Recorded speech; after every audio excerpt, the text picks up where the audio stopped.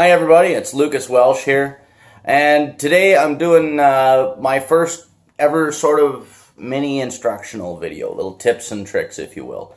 So I chose a guitar today because I've been talking recently with one of my students about playing melodies around the shapes of chords that you've got. And so in this instance, if you paid attention a little bit, I don't know if you noticed, but I was playing a lot around the C shape. And I got a lot of these techniques from watching Tony Rice play. You know, Tony Rice is a phenomenal guitar player and one of my idols. And I picked up a lot of this kind of technique from him. You know, and there's a lot of stuff that isn't really dissected really well. But there was enough there that I could grasp some of the concepts early on in my playing and implement them.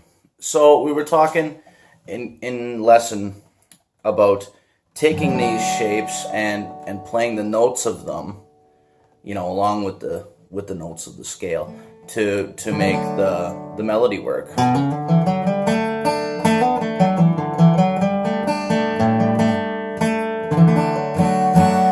And I always tell my students, if you got a finger that you can leave down, you may as well leave it down because it's probably going to come in handy later. And that really rings true when you're trying to do this, okay? If you play a note and you pull the finger off right away, that note is gone. It's dead, it's done. If you leave the finger on, that note rings out a little bit. And if you let those fingers, if you let those notes run into each other, you get a little bit more of a legato sound on the guitar, not so much.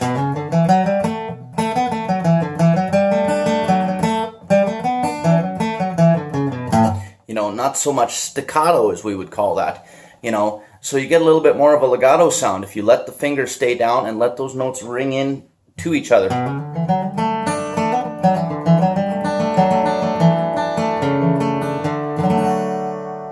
Right? So if you got a finger that you can leave down, leave it down and try playing your melodies around the shapes of the chords that you're using. Another good example of this that I do is St. Anne's Reel.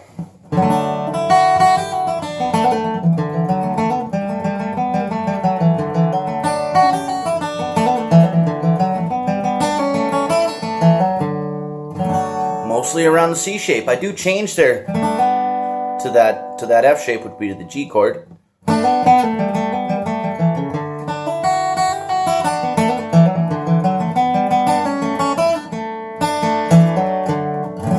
You'll notice how often I'm leaving fingers down. That song, I leave that first finger down for a very long time before I ever pull it off because I use it constantly throughout that song. So there you go. There's a couple little examples, couple tips on, you know, making your melody playing maybe sound a little bit smoother, a little more legato, and working around the chord shapes that you have. It doesn't always have to be complex and way up and down the neck to sound good. It can be simple and precise around the chords. Let those notes ring out a little bit into each other, and you'll have a little bit more of a smooth sound. And, you know, people will go up to you, man, you play so smooth. It's great, it's great. Well, it does sound really good, but it doesn't necessarily have to be complicated to sound good. So anyway, there you go. A couple little tips.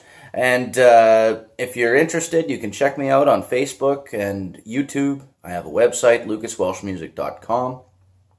And I also have a full line of orchestral instruments and accessories that I have that I can sell.